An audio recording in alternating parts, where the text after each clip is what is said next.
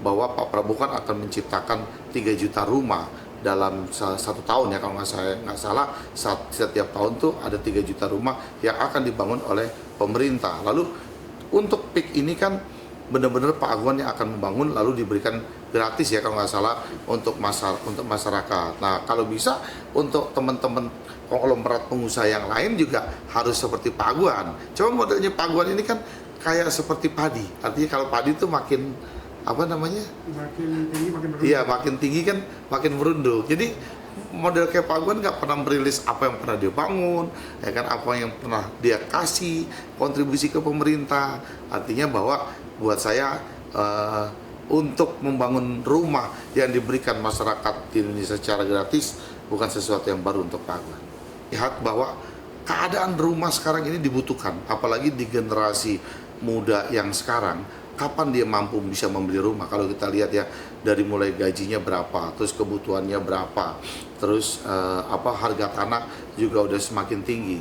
Kalau peran pemerintah sendiri di sini tidak turun tangan untuk membantu anak bangsa, saya rasa agak sulit untuk generasi-generasi seperti kayak anak saya ya kan, di generasinya anak saya nih, generasi milenial gitu, untuk mereka dapat membeli rumah ya kan, atau generasi Gen Z itu kan, mereka membeli rumah itu agak kesulitan. Maka turun campur pemerintah dengan program baru ini sangat luar biasa, terobosan-terobosan yang dibuat oleh pemerintahan Pak Prabowo untuk menciptakan 3 juta rumah dalam 1 tahun di seluruh Indonesia. Ini gagasan ini harus dibantu. Nah tentunya peran pemerintah sendiri di sini juga harus disertai oleh para pengusaha, oleh para konglomerat. Artinya konglomerat dengan para pengusaha ini juga membantu programnya daripada pemerintah, ataukah itu melalui anggaran CSR-nya perusahaan-perusahaan besar itu, ataukah melalui apa ya kan, mereka masing-masing lah mengalokasikan membantu program pemerintah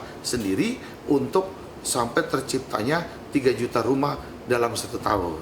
Saya melihat ini bukan sesuatu yang baru yang dilakukan oleh Pak Aguan. Artinya apa? Pak Aguan itu kan punya yayasan Seci. Lalu saya melihat pernah berkunjung ke Seci, kemudian saya melihat banyak masjid yang telah dibangun oleh Pak Aguan. Jadi buat saya ini bukan sesuatu yang baru yang dibangun Pak Aguan. Kalau besarannya sekarang sampai 1,5 hektar di wilayah PIK, ini akan menjadi luar biasa. Kan buat saya, artinya kan bahwa ini sekarang kan banyak kita melihat ya di wilayah PIK ini menjadi pusat kuliner. Jadi orang-orang tuh kali lagi weekend kayak orang di Jakarta Barat atau di Jakarta Selatan atau di Jakarta Timur, mereka berbondong-bondong datang ke wilayah PIK loh.